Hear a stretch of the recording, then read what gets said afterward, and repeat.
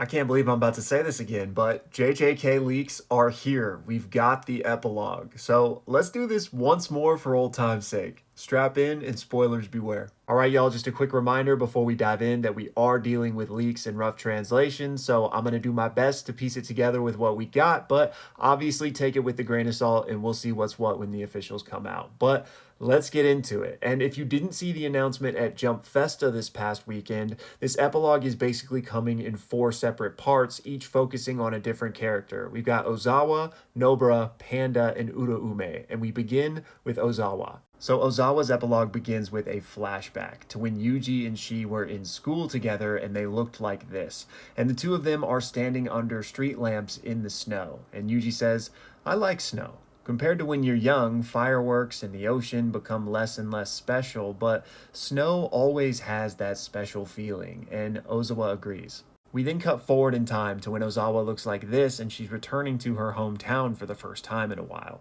And she's thinking to herself, even though I've come back home, I surprisingly haven't run into anyone I know from school. But honestly, even if I did, they probably wouldn't even recognize me. And really, there's only probably about 200 people that I can even remember and recognize, if that. So basically everyone I pass by here is someone I have no idea who they are. So it'd be crazy to unexpectedly just bump into the one person I want to.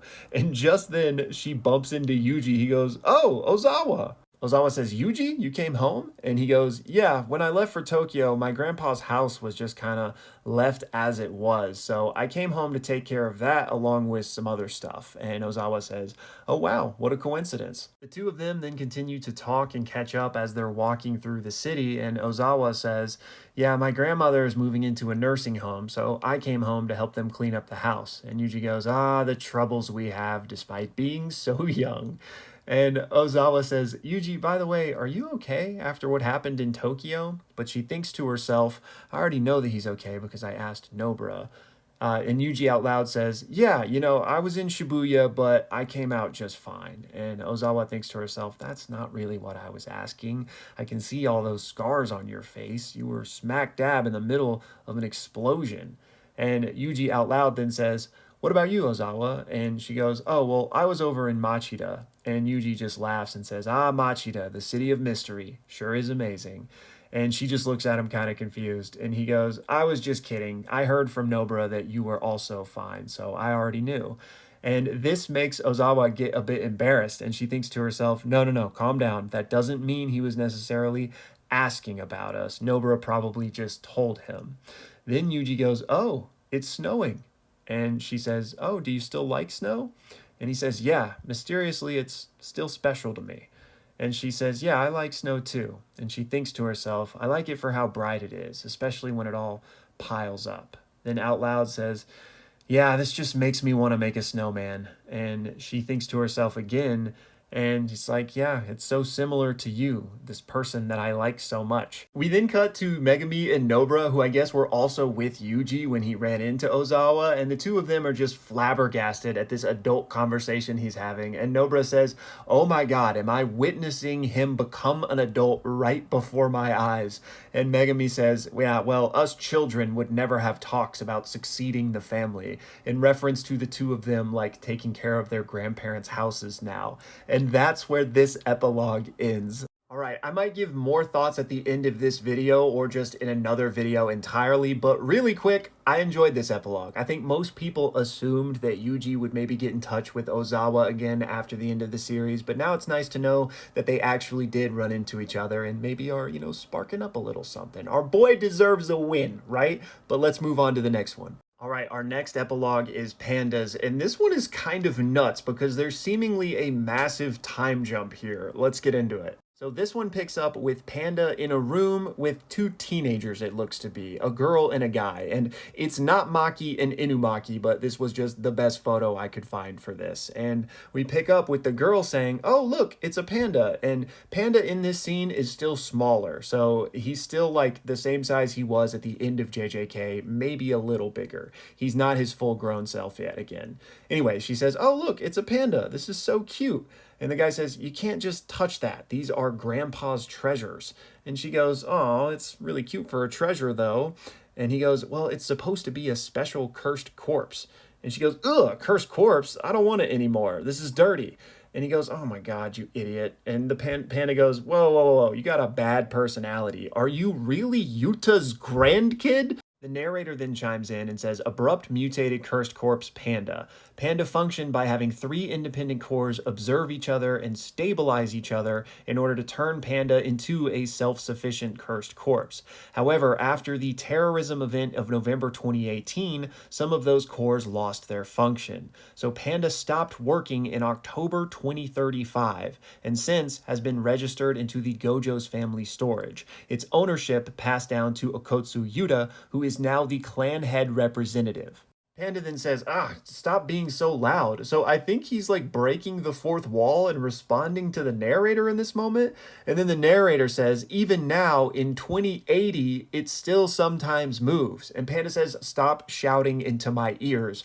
And that's where this one ends. Bro, what? How are they going to hit us with that amount of tease in the shortest epilogue ever? This one was only 2 pages long, but whoa, okay, it's been like 90 some odd years in this since the end of JJK. Panda only sometimes works, and he's just sitting in a Gojo clan storage house, of which Okotsu is now the clan head, and he has 2 grandkids that are teenagers. Like, oh gosh, I need to know more. All right, our next epilogue is Nobara's, and we pick up with her running into her mom, who to me looks like an older Uro, so that's why I've used her photo there. But we pick up with Nobara going, yo. And her mom goes, wait, what? Nobara? You came to see me? And Nobara goes, of course not, you idiot. It would have just been bad luck if I had ignored a person's last words, referring to Gojo's letter. But her mom just looks at her confused, not picking up on what she meant by that. And she goes, are you playing a prank on me? Like, what do you mean? And Nobara internally is thinking to herself, oh, this is already making me mad. I have no interest in not knowing how to do something I don't know how to do. Basically, she doesn't know how to handle this situation, is I think what the translation is trying to say. We then cut to the 2 of them at a cafe catching up, and the translation's a bit wonky here at places, but I'm going to do my best to piece it together. But her mom says, so, you went and actually became a sorcerer, huh?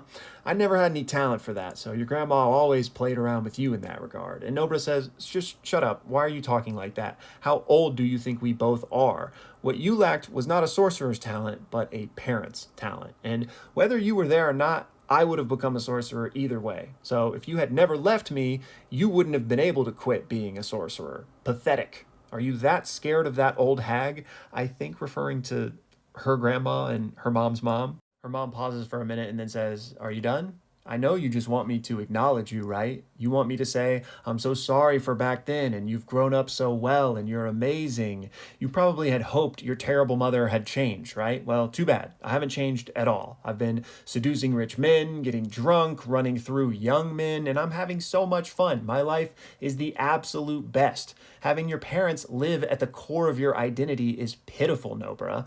And Nobara just says, amazing. That was such a light lecture. It has to have come from a planet with different gravity.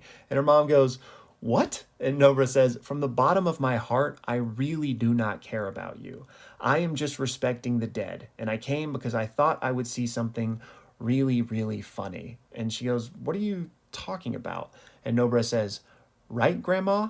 We then cut to a panel of Nobara's mom being towered over by an old woman that looks a lot like this, but to be clear, it's not this character. And her mom just goes, Mom? And Nobara goes, oh, take your time. And that's where the epilogue ends. So Nobara's mom sucks, but maybe she's going to get a little bit of what's coming her way via grandma here. But it was nice to see Nobara following up on Gojo's letter. And then finally we have Uraume's epilogue, which actually appears to be a flashback to when Sukuna and Uraume first met back in the Heian era. So we have Sukuna come across a young Uraume who is basically surrounded by ice and cold because of their curse technique, right? And Sukuna goes, what is this? And Uraume says, I don't know, it's always like this. Whenever I wake up, everyone around me is cold. My mom and dad both died because of this. And Sukuna says, all right, well, come with me, kid, because yesterday I crushed my ice house, which is basically kind of like an old school refrigerator from back in those days. We then see Sukuna lead Uraume back to these like 2 big moose-looking creatures that he's killed, and he says, okay, watch over this and make sure the meat doesn't rot. And Uraume is confused, and so Sukuna goes, you can make things cold, right? do that. And Uraume is still like kind of bewildered here. And Sukuna goes, are you an idiot? Are you hungry? Like, there's meat there. If you need it, just eat as you please. We then have a quick cut to Uraume presenting Sukuna with some meat and says, is this okay? And Sukuna tries it and says, this actually tastes good. And Uraume says, well, I cooled the red meat at a low temperature and then dried it out by blowing cool wind at it. And Sukuna says, who taught you how to do that? And Uraume says, well, no one really. I was just bored. And Sukuna goes, do you think you could prepare human this way? And Uraume just kind of looks confused at him and he goes, it really depends on the person, but it can be quite the delicacy. And Uraume just looks at him and goes, why are you never cold even though you get really close to me? And Sukuna just laughs and says, you know what? I could ask you the same thing as well. And the final page of this one is the two of them walking together. Basically the exact same panel that we saw in the final chapter when Sukuna left Mahito to walk away with Uraume. So I actually really liked this one. It finally provides some insight on just how they came together and why they came together, right? He needed a fridge and then found a chef, and the rest is history. Alrighty, y'all, those are the 4 epilogues as I understand it right now. And again, we're dealing with rough translations, so maybe there's a little more context or some clarity to be had, but to me, those all feel pretty complete as far as just little vignettes go. And I enjoyed the peek behind the curtain to find a little bit more context on some of those things. You know, I've still got questions. I'm sure a lot of you still got questions about things. Maybe we'll find out more in like the interview type of stuff that Jjk puts out with these new volumes. We are still expecting new sketches and stuff, and you know, sometimes he gives us some additional context with those. So there's still more to come as far as the volume extras go, but I think that probably is the complete epilogue, but we'll see. We need more information about this 90-year glimpse into the future, though. That much is certain. But in any case, y'all, this was really fun to do a JJK leaks type of video again. I missed you guys. I missed these. So I hope you enjoyed it. But this isn't the last JJK you'll be hearing about this because, again, we got more stuff to come from these volumes. So I, of course, will be putting out videos once we get that information. So I will see you then. But just in case, Merry Christmas, Happy Holidays, and thank you for watching.